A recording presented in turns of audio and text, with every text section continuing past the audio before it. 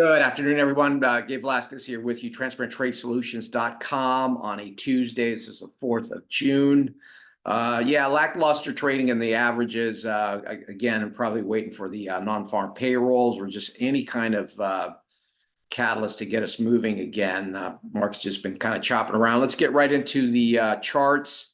I have a class coming up next week on mean reversion. I'll be posting that soon. Hit the link below if you want to register. It's going to be a morning class, about 11 Pacific, 2 Eastern.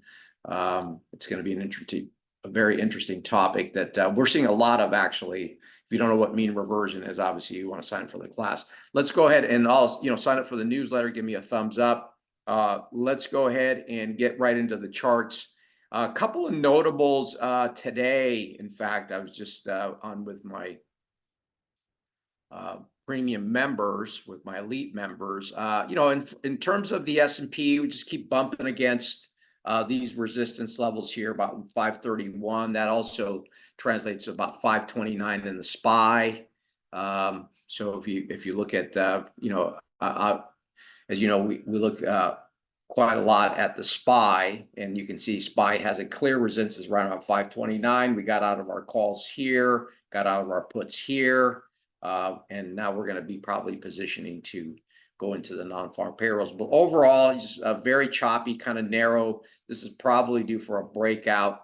It's coiling up here. Tension is building, that type of thing. So we'll see what happens. Similarly with all the averages, really just a lot of chop today.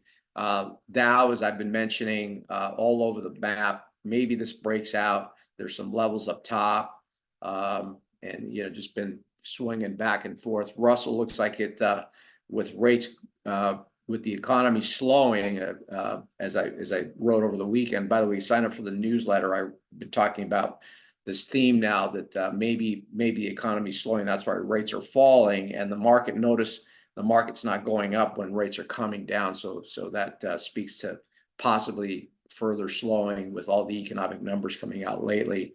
Bitcoin, interestingly, looks like it may be poised for a breakout to the upside. Finally, we've been bumping up against this resistance level, and maybe headed up to the old highs. This is something we'll be monitoring here. Rates, as you know, falling sharply from Friday. Next level is going to be about 420 on the yields. All the bond markets have been rallying, which may not be a good thing. Bond markets usually rally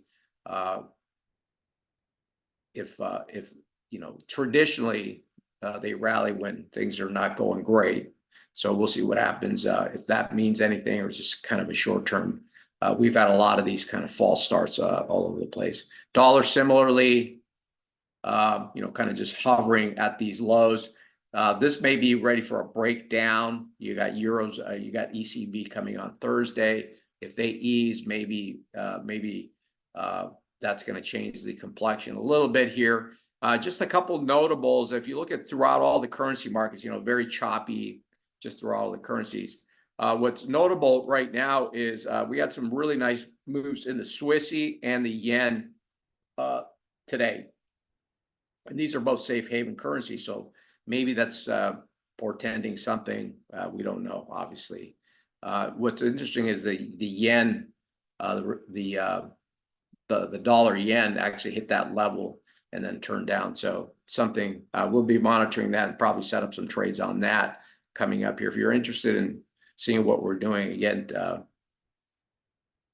contact me at Transparent Trading Solutions. Also, the Mexican peso, which I talk about quite a bit,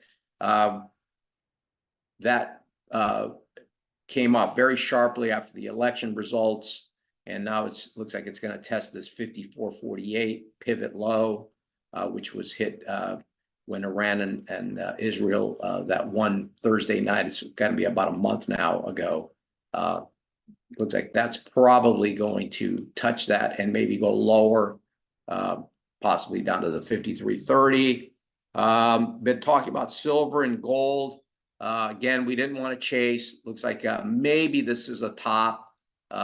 We talk about these markets, but you got to let the markets kind of show us.